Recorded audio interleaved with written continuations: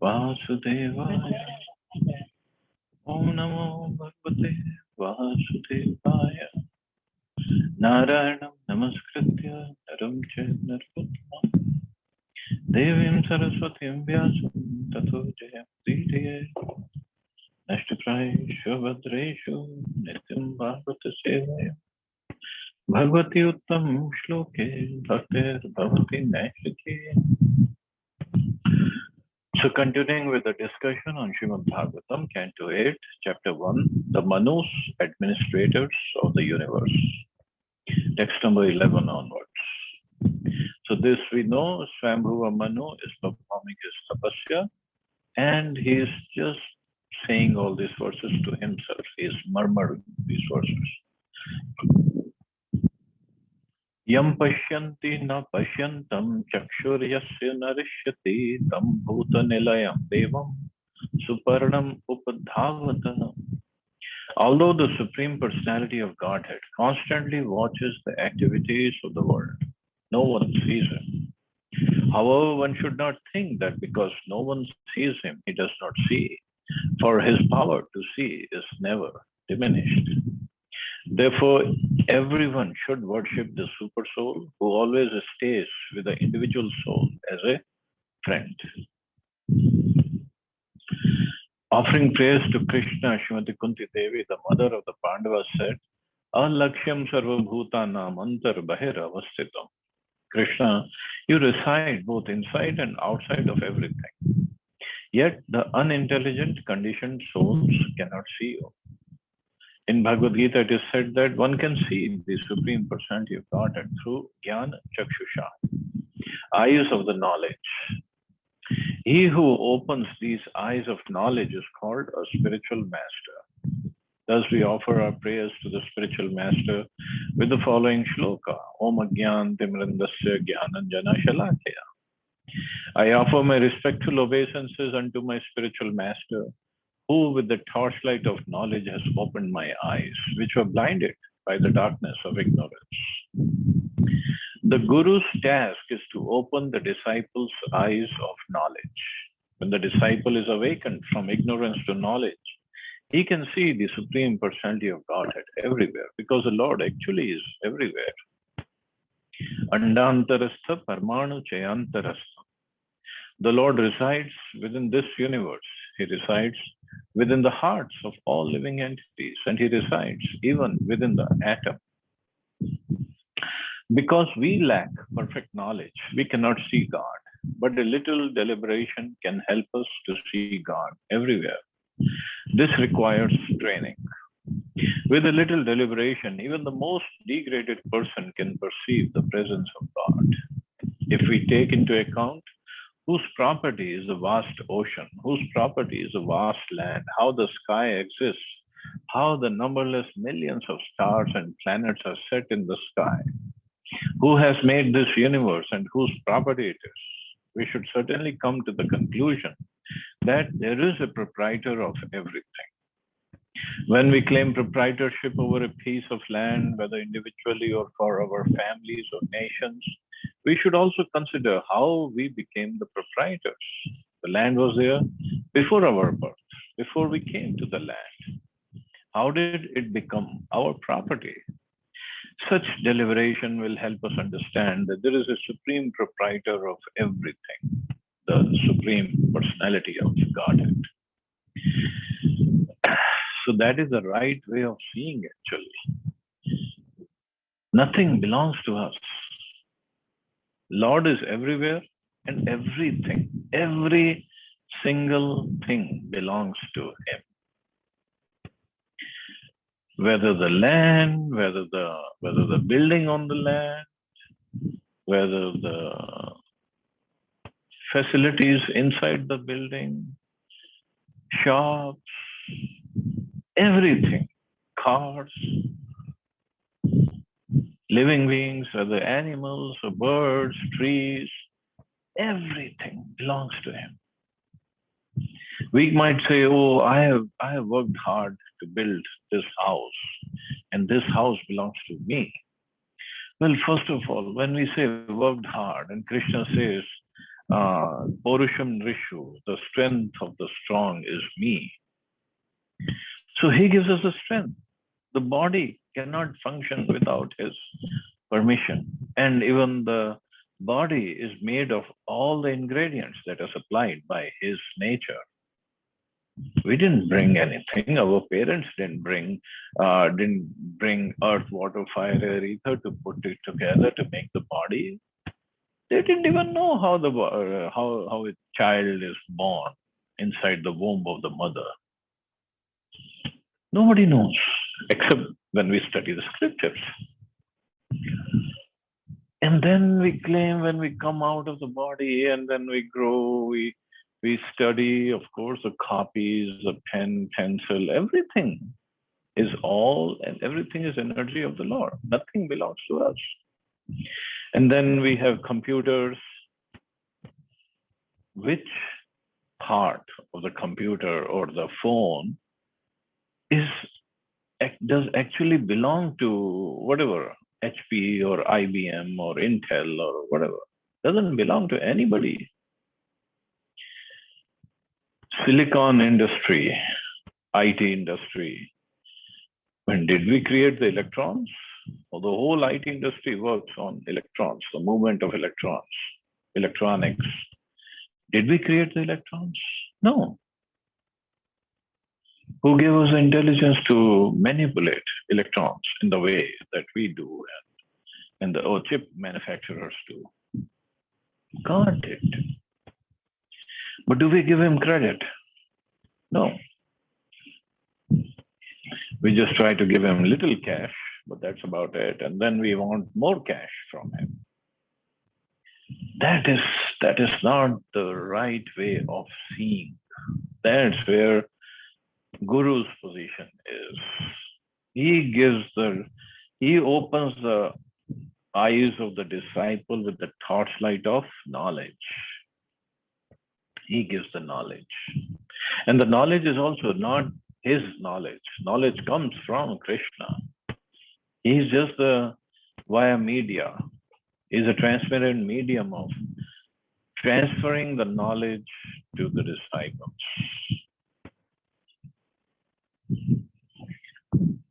And of course, he takes the services of the disciple and transfers them to the Lord. So that's his position. The Supreme Godhead is always awake. In the conditioned stage, we forget things because we change our bodies. But because the Supreme Personality of Godhead does not change his body, he remembers past, present, and future. Krishna says in Bhagavad Gita, Imam vivasvate yogam proktvan aham avyaya. I spoke this science of God, Bhagavad Gita, to the Sun God at least 40 million years ago.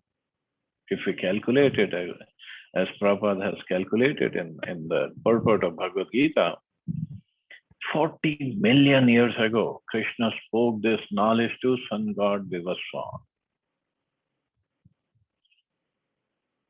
And here we say, oh, this Sanatan Dharma is just in existence for the last 10,000 years. That's about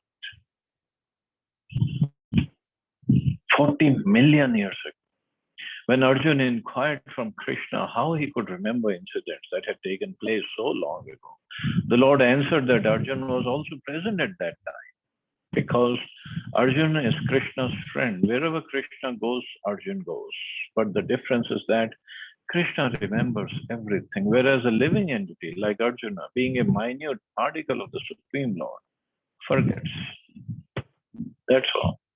Therefore, it is said the Lord's vigilance is never diminished. He is always seeing everything. This is also confirmed in Bhagavad Gita. Sarvasya chaham hridi sanivishto. The Supreme Personality of Godhead in his Paramatma feature is always present within the hearts of all living entities. And from him come memory, knowledge, and forgetfulness. This is also indicated in this verse by the word Suparanam, which means friend. In the Shveta Upanishad, it is therefore said, Dva Suparana Sayuja Sakhaya Samana Variksham Parishashvajate Two birds are sitting on the same tree as friends. One bird is eating the fruits of the tree and the other is simply observing. This observing bird is always present as a friend to the eating bird and giving him remembrance of things he wanted to do. Thus, if we take into account the Supreme Personality of Godhead in our daily affairs, we can see him, or at least perceive his presence everywhere. And there are more ways to see. I am the light of the sun and the moon, he says. I am the taste of water. I am the ability of the man. I am the intelligence. I am the fire of digestion. So we can perceive him everywhere, everywhere. But if we don't want to, what can be done? Mrityu sarvaharashya. When we see, of course, we don't want to see anybody dying, but even if we see, we should understand it's happening by Krishna's presence. Krishna is doing that. The words chakshuryasya narishyati mean that although we cannot see him, this does not mean that he cannot see us. Nor does he die when the cosmic manifestation is annihilated.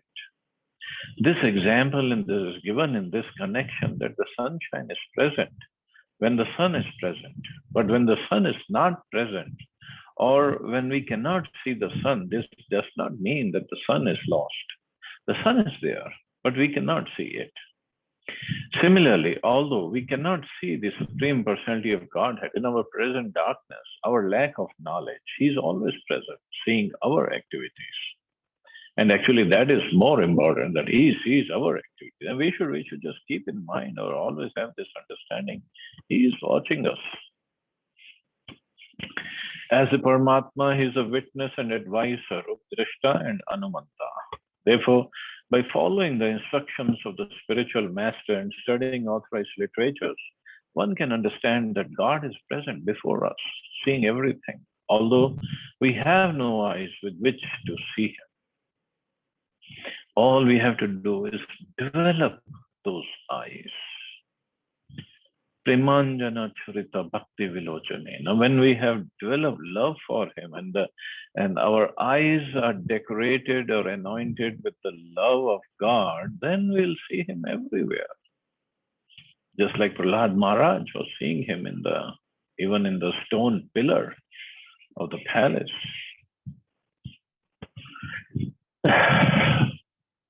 But our problem is, even if the Lord is standing as in the form of a deity in front of us, still we don't see him. That's a problem. Na yasyadyanto madhyam cha swaha paro nandaram bahi vishwasya muni yatyasmad vishwam cha tadritam mahat. The Supreme Personality of Godhead has no beginning, no end, and no middle. Nor does it belong to a particular person or a nation. He has no inside or outside. The duality is found within this material world, such as beginning and end, mine and theirs, are all absent from the personality of the Supreme Lord. The universe which emanates from him is another feature of the Lord. Therefore, the Supreme Lord is the ultimate truth and he is complete in greatness. So he doesn't belong to a particular person or nation. We have made the boundaries. We have made the distinctions. But he belongs to everybody. Everything belongs to him.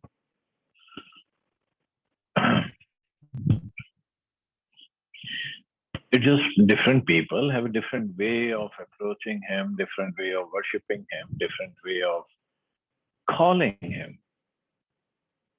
That's different. But he belongs to everybody. It's just the way it is depicted or explained in Sanatana Dharma scriptures, in the Vedic text. It's in more detail and more elaborate way it is mentioned, and more elaborate way of how to approach him with love and devotion. That's all. The Supreme Personality of Godhead, Krishna, is described in the Brahma Samhita. Ishvara Paramaha Krishna, Satchidananda Vigraha. Krishna, known as Govinda, is a supreme controller. He has an eternal, blissful spiritual body. He is the origin of all. He has no other origin, for he is the prime cause of all causes. For the Lord's existence, there is no cause, for he is the cause of everything. He is in everything. He is expanded in everything, but he is not everything. He is in everything. He is expanded in everything, means everything is his energy, but he is not everything. Everything is not him. It's his energy, but not him, personally him. He is Achintya Bheda Bheda, simultaneously one and different. That is explained in this verse. In the material condition, we have a conception of beginning, end, and middle. But for the Supreme Personality of Godhead, there are no such things. The universal cosmic manifestation is also the Virat Rupa that was shown to Arjuna in Bhagavad Gita. Therefore, since the Lord is present everywhere and at all the time, he is the absolute truth and the greatest. He is complete in greatness. God is great, and how he is great is explained here. So that's what he is, and that's how in the beginning we should be able to see him everywhere. Everything is his energy. We see some beautiful flower, beautiful rose, we should immediately remember, how beautiful the rose is and how God has created this beautiful rose. But if we love Krishna, then we'll pick up that rose and offer it to Krishna. And once Prabhupada said that even every name all over the world, in every language, comes from Krishna or indicates Krishna. Every name. If we really find out the meaning of the name, we'll see how it is connected with Krishna. Because there is nothing without Krishna. With everywhere. Just like this question, when Prabhupada said that, then one devotee asked him, so Prabhupada, every name, even the English names? Prabhupada said, yes, why not? Everything belongs to God. So Prabhupada asked him, what's your name? He said, my name is Stephen. Then Prabhupada asked him, what does it mean? He said, Stephen means little, very little. Then Prabhupada said, who can be more little than Krishna? Anor Aniyan. He is within the atom. He is the smallest. So even Stephen name actually represents Krishna.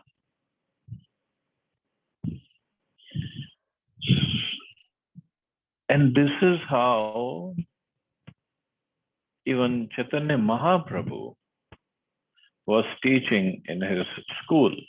He was a teacher of grammar to his students, and before taking initiation, he was teaching them proper grammar, meaning of everything, what is the root of every word, and how everything is related to, how everything comes from the root.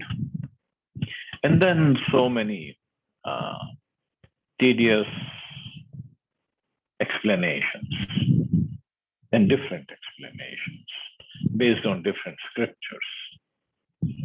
But when he took initiation and he met Ishwar Puri and Gaya and he came back, his mood was completely different. Then he was seeing everything in relationship with Krishna. So then when he started teaching, and the same students, when they would ask anything, and he would explain everything in connection with Krishna. The root is Krishna of everything. So then he was taking the same grammar to another level. So actually the root of everything is Krishna. He says, Aham Sarvasya Prabhava, everything comes from me. And in Bhagavad Brahma Samhita also, Ishvara Parama Krishna Sachidananda Vigra, Another Adar Govinda. He is the origin of all. Origin of all doesn't mean only the living entities or the things that we see. Origin of all means everything. Grammar, language, poetry, music, everything. Origin is Krishna. And our position is, as servants of Krishna, to use everything in the service of Krishna. Just in the previous chapter, we studied how Narad Muni, as Gandharva, he started singing songs in praise of the demigods. When our body, the tongue that we have, the nice singing qualities, capabilities one has, and the song and the words and the music all comes from Krishna, so should be used in the service of Krishna. That's it. This is bhakti. That's all bhakti is. And while we do that, then we get purified. It means our consciousness gets purified. It means we don't see ourselves as being the enjoyer, controller, proprietor. We see ourselves as servants. So servant means he or an honest, sincere servant means he uses everything in the service of the Lord, of the Master. That's all. Savishwakaya Puruhut Isha Satyah Swayam Jyotir Ajah Puranaha Dhatyasya Janmadya Jayatma Shakya Tam Vidyayo Dasya Nirihya Asate. The entire cosmic manifestation is the body of the Supreme Personality of Godhead, the Absolute Truth, who has millions of names and unlimited potencies. He is self-effulgent, unborn, and changeless. He is the beginning of everything, for he has no beginning. Because he has created this cosmic manifestation by his external energy, the universe appears to be created, maintained, and annihilated by him. Nonetheless, he remains inactive in his spiritual energy and is untouched by the activities of the material energy. Shri Chaitanya Mahaprabhu says in the Shikshashtaka, Namna Makari Bahuda Nitsarvasham. The Supreme Personality of Godhead has many names, which are all non-different from the Supreme Person.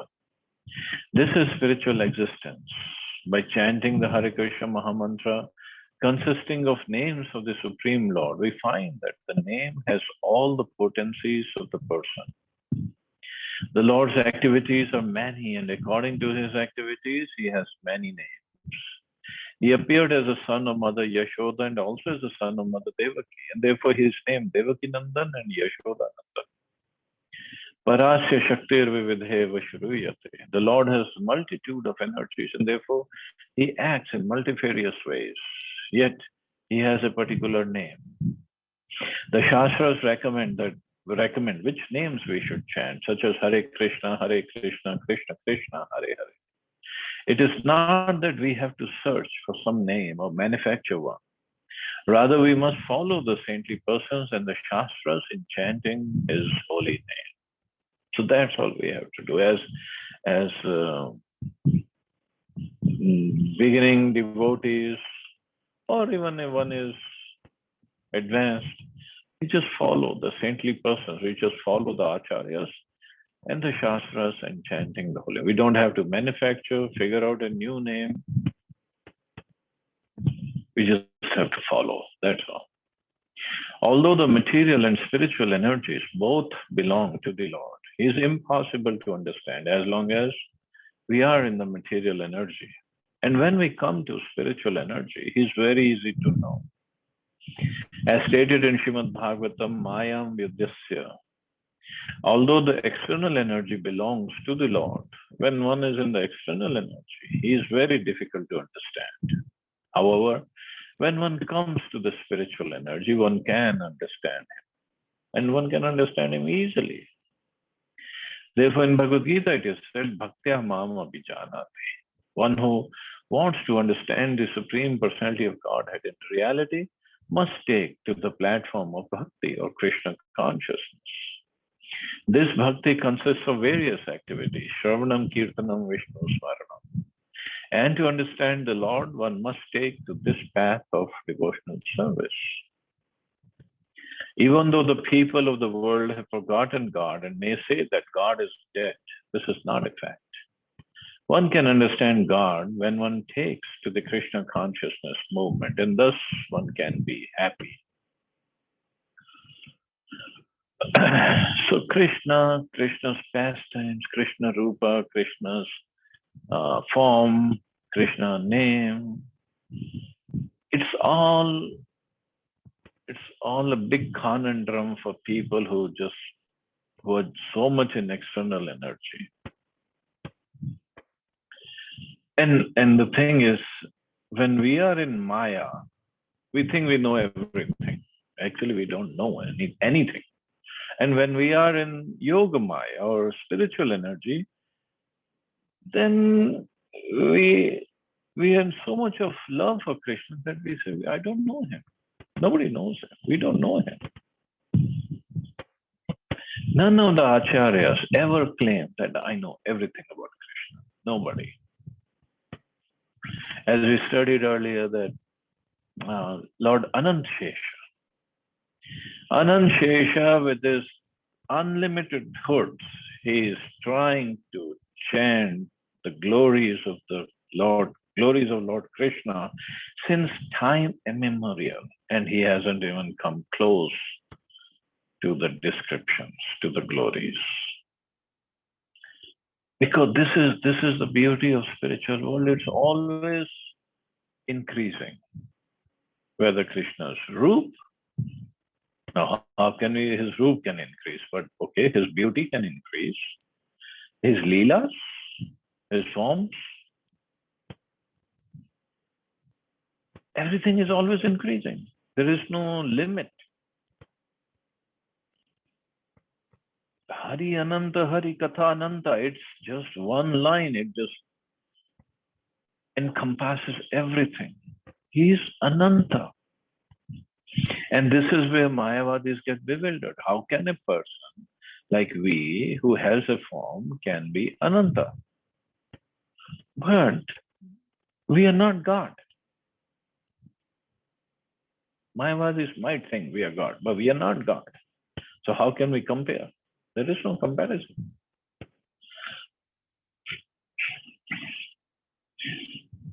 That's why when a devotee tries to understand God, God gives him the understanding, knowledge, by which devotee understands him to the extent Lord wants him to understand.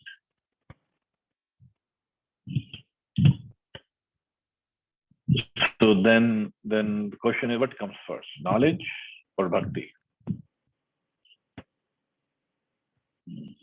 There is nothing first. I mean, how can we render bhakti without knowledge of the Lord?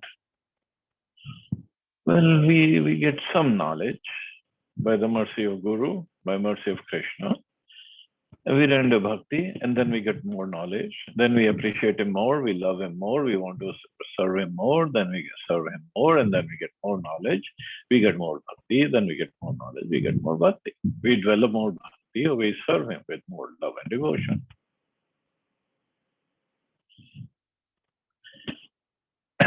There is no end. No end to knowledge, no end to Krishna, no end to service. It's always increasing. That is why people say, oh, you devotees, you're crazy. Well, what can we do?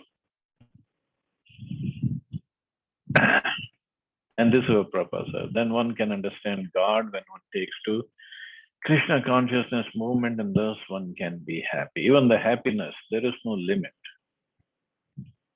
When God is unlimited, his services are unlimited, his happiness is also unlimited. One receives that happiness is unlimited.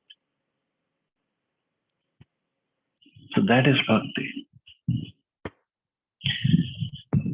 So anyway, we can go on and on about this topic. There is no end to it. So we'll stop here. See anybody has any questions or comments.